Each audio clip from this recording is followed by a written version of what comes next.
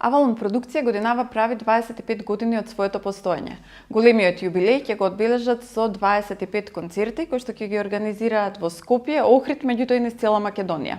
Денеска разговараме со Ивана Нолчева, која што веќе 3 години работи како пиар на Авалон. Здраво, Андријана, благодарам на поканата, да ве поздравам вас и вашите читатели на Репортер МК, се разбира и гледачи, и уште еднаш да се заблагодарам на поканата. Многумина велат дека ја имаш најубавата работа на цел свет, заради тоа што си во постојан контакт со изведувачите кои што доаѓаат тука, со големите светски звезди.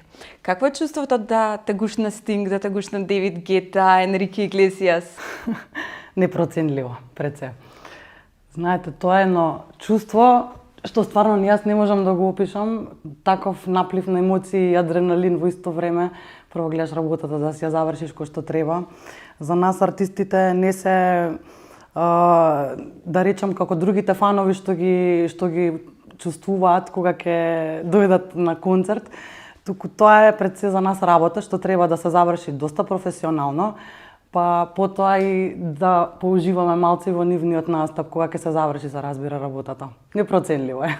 Со кого ти било најинтересно да се сретнеш, да испиеш кафе, да направиш муабет? Обично немам време да пијам кафења, бидејќи имам доста работа. Меѓутоа, обично знам кога сум послободна да ги пречекам на аеродром. Се разбира, ќе се гушнеме, ќе се поздравиме, па ќе кажам, непроценливо е тоа чувство да имаш ни такви големи луѓе до тебе. Како што кажав на самиот почеток, Авалон бележи 25 години постоење. Дали кога разговарате со Бобан некогаш ги споделува со вас првите искуства, дали ви раскажува за првиот концерт одржан во Куршумлијан, за гостувањето на Електрични оргазам тука? Па Бобан има многу приказки, он е баш како подвижна музичка енциклопедија, има доста искуство позади себе во однос на концертите и нели историјата на Авалон продукција заедно со неговиот брат Даниел. Првиот концерт на Авалон беше на 23 август 93 година во Куршумлијан со Електрични оргазам. Он го сподели, се сеќавам добро искуството за концертот на самиот преспоп ова 25 години што го имавме. Но додека сум јас овде, има доста интересни приказки, искуства што еве јас ги имам доживеано, анекдоти. Мислам дека можам до утре да разговарам на таа тема. Навистина возбудлива работа по секој случај. На почетокот Авалон некако функционираше повеќе како компанија која што работеше со ексклузивци. Вие ги имате издадено голем дел од албумите на Каролина, имате издадено албуми од Лепи Соло, Тоше Проески, Владко Стефановски. Последниве години некако повеќе се насочивте кон организирање концерти. Зошто е тоа така? Зашто го сменивте начинот на работа? Затоа што македонската музика не е тоа што беше порано. Каролина од самиот почеток е дел од Авалон веќе 20 години. Нели онаа база на македонска музика, нели како што каже самата Авалон почна како продуцентска компанија, има издадено, ми се чини, над 35 студиски албуми на Тоше Проевски, Каролина, Ерзана, Врчак, Владко Стефановски, Лепи Сол, Златко Ригјански, Мизар и така натаму.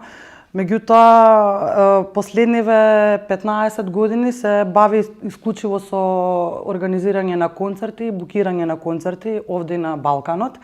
И некако оваа работа е многу повозбудлива во однос на она што македонската музика сега во моментов се наоѓа. Како што рече и самата, Каролина е веќе 20 години дел од Авалон продукција. Меѓутоа на пресот што го организиравте по повод големиот јубилеј, Бобан и Каролина самата рече дека последните 10 години работите без договори, дека Каролина е дел од вашето семејство. Навистина ли е толку голема довербата помеѓу Каролина како изведувач и Авалон продукција? Апсолутно. Каролина не само што е наш ексклузивец, она е и фамилиарно поврзана со нашиот директор. Мислам, она си е баш онака наша и довербата е огромна. Нема зашто повеќе тука да се разговара, бидејќи 20 години е дел од ова семејство и голема е љубовта заемна и и работата, и соработката. Дружба си е дружба, служба си е служба. Со Каролина некако ја почнавте и концертната сезона за ова 25 годишнина. Ги направивте 7 распродадени концерти во Скопје, потоа ја организиравте концерти во неколку градови низ Македонија. Дали ќе може и љубителите на нејзината музика, каде што не гостувала до сега, да ја видат Каролина на концерт? Дали до крајот на годината ќе има уште? Апсолутно да. Оваа МК турнеја што ние си ја нарековме, нели стартуваше во Македонска опера и балет со 7 концерти што се распродадоа за рекордно време, што е навистина фрапантен податок и одличен податок за македонски артист. Продолживме во Охрид, потоа во Битола со 2 концерта, Тетово, Гостивар, Куманово, Штип, Струмица, но не застануваме тука, ќе има и уште концерти во рамки на концертната промоција на албумот Извор. До крајот на годината планираме да се реализираат уште 10 да речам, значи работиме и на тоа сите од Македонија да слушнат Каролина. Неодамна го откажавте концертот на Владо Јаневски. Во соопштението стоеше дека заради здравствени причини Владо нема да може да настапи. Од друга страна па чаршијата зборува дека можеби не ги продал картите и дека веќе не е толку популарен како некогаш. Кој е вистината? Не е точно тоа. Владо Јаневски уште од самиот ден кога стартувавме со продажба на карти имаше огромен број за македонски артист, што е супер. Продажбата тераше навистина одлично, но не знам што се случи, едноставно ни се јави, ни кажа дека не е добар здравствено и дека така му сугерирале да нема настапи, но се разбира дека тој концерт ќе се одржи октомври или ноември во VIP арената, веќе е резервиран и терминот, така да работиме на тоа. Се разбира дека ќе има концерт Владо. Најавивте дека имате букирано артисти за 2019 година. Дали тоа значи дека Авалон се наоѓа во фаза кога светските куќи ве бараат вас за да ви понудат изведувачи кои што би дошле да имаат концерт тука и дека веќе не мора самите да барате некого? Апсолутно да, значи ние ако е 2018 работиме и за наредна година, веќе мислам дека пола агенда е направена за идната година. Авалон продукција го има оној имидж кај агентите во светот, каде што работи директно со нив, а не преку посредници, што е многу битно. Тоа е резултат на тоа е нашата голема професионалност према артистите, према продакшн тур менаџерите и према самите агенти. Значи не смееме да си дозволиме да има никаква грешка. Мора да биде се како што треба и како што не ќе ни побара да биде реализирано до последно и затоа го имаме и тој имидж во моментов. На високо место котира Авалон продукција во Европа, па и подалеку. Работиме напорно, не застануваме и сега за сега ништо не можам да открием за 2019, за 2018 ќе имаме и нови настани што ќе ги најавиме, ќе почекате, ќе видите, нема да ги разочараме фановите ниту еднаш. Во овие 25 години, кој ви бил најголем предизвик да го донесете во Македонија? Стинг, Енрике, Боб Дилан. Не бев јас вработена уште во Авалон, меѓутоа знам дека има некои потешкоти, но сепак успеа да го донесат и беше тие 2 концерти во Скопје, во Белград беа единствените. Сантана, Пинк, Лени Кравиц, секој е посебна приказка. Баш и тоа што го спомнав во претходното прашање твое, дека високо котира Авалон во оној круг на агенти, на менаџери, на нас ни е све полесно. А кој концерт ви бил најтежок да го изработите во однос на барањата кои што ги имал самиот артист од вас? Обично, колку е поголем артистот, толку е поскромен во барањата, да речеме. Нема за нас тежок концерт или лесен, сите концерти се исти и мора да се изработат исто и професионално. Веќе кога си се напатил за тоа, мораш да го сработиш како што треба, нели? Не знам, би издвоила интересен момент, секој пат тоа го кажам со Морисеј.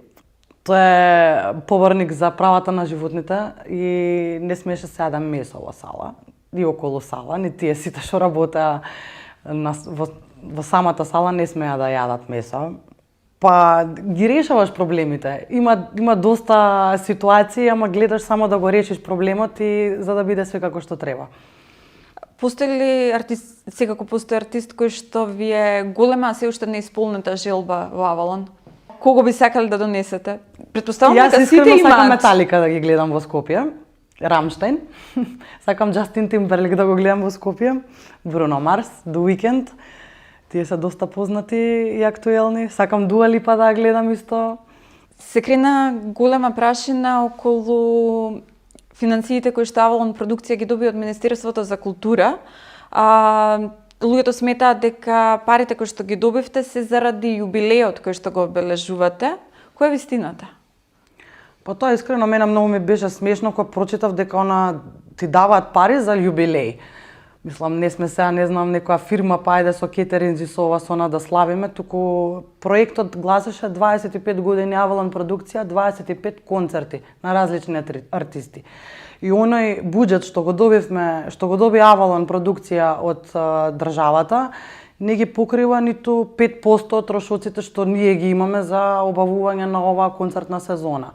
Мислам, можеби делува на вистина голема сумата, меѓутоа за она што треба да се сработи е навистина мал процент од она што ние го добиваме од државата. Се разбира, им благодариме и на Министерството за култура и на град Скопје што излегуваат во пресред. Меѓутоа, знаете како Екзит како фестивал добива пари од државата и од градот.